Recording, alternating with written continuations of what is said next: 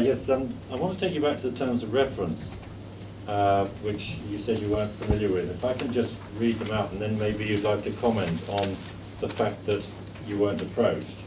The terms of reference for this review is to examine and consider the following in respect of the HCAE investigation. And there are 3 points. The first is the costs associated with personnel, to include overtime costs as well as accommodation, travel and subsistence, the costs associated with all external supplies and services, and the internal governance arrangements that existed within the State of Jersey Police to ensure effective management, control and efficient use of resources. Now, those are quite clear. They're not terms of reference that say find out who done it. They're terms of reference to say we want to know what happened with these costs. So would you like to comment on the fact that you then were not asked to comment on the information they gathered? Yes. I mean, I think it's absolutely bizarre that when they are given terms of reference to find out matters such as this, that they don't even contact the person who was probably responsible for making the vast majority of those decisions. I made most of the decisions in respect of the financial cost of the Hotel Garran investigation, and some of them were quite large expenditure items, like, for instance, the new incident room, which is probably the single most expensive item during the whole of the inquiry. Now, if they'd bothered to come and ask me, I would have told them how we went through the political procedures for that and got approval the whole way. And in actual fact, it was a member of the state's estates department which actually did all the work and which carried it through and got the approval for the finance. Now, I wasn't even asked about that, and how you can come to conclusions and decisions about the spending on an inquiry when you don't even ask the person who made most of the decisions, I just find it rather bizarre. Thank you. Okay. Go on. Yeah, Mr. Harper, Royal Harris here again. Can I follow that up?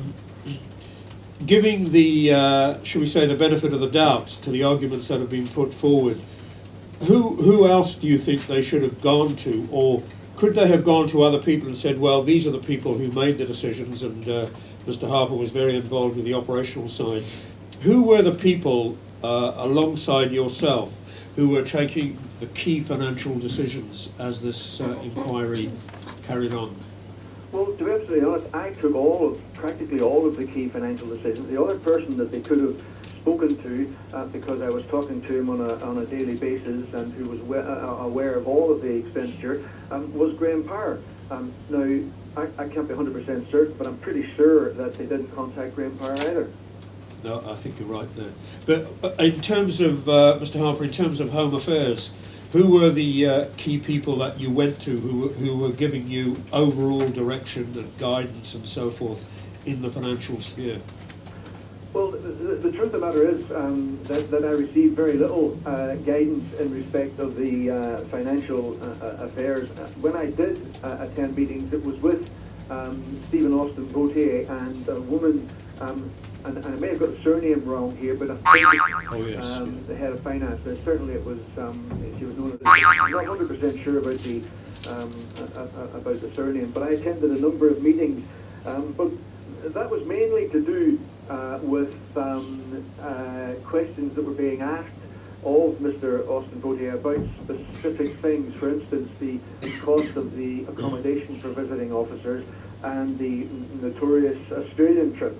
In respect of the large items such as the new incident room, and I forget the exact cost of that, but as you can imagine it was pretty hefty, that was done in a carefully audited written procedure, which went through the, I think it was, went through Mr. McCoy, who was the properties representative from the States who worked alongside us, and he took it through Mr. Austin Gauthier, and then through Home Affairs and onwards to get approval for that.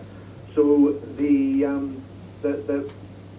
advice on in respect of spending on a day-to-day basis on staff and everything else was really were all my decisions. Okay, thank you. Mr. Harper, Deputy Pittman again. To follow on from Deputy Lauricia, you've stated in your submission that the report totally misunderstands and represents the situation of the State of Jersey Police as it was at the time. in relation to management of the budget.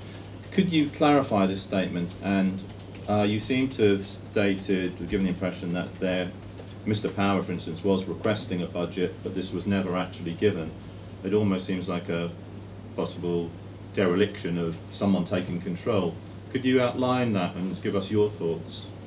Yes, absolutely. From day one, absolutely day one, Mr. Power was pleading for a budget for us to work to. But we kept getting told, look, you spend what you feel is operationally necessary, we'll sort it out later. Now, I'll not speak for Mr. Power because I already said that he was almost on a daily basis pleading for a budget, but I was very mindful of the huge cost of this inquiry, and we took extraordinary steps in respect of trying to get what services we could at either reduced or no cost. But also, when interviewed publicly in the media and I mentioned cost, I was immediately slapped down by Mr. Ogley in an email, who told me in no uncertain terms that I was letting the side down by even suggesting that cost was an issue, and by telling me, and I quote, cost is irrelevant. So we were trying to get a budget from day one, but we never ever had a budget that we were to work to.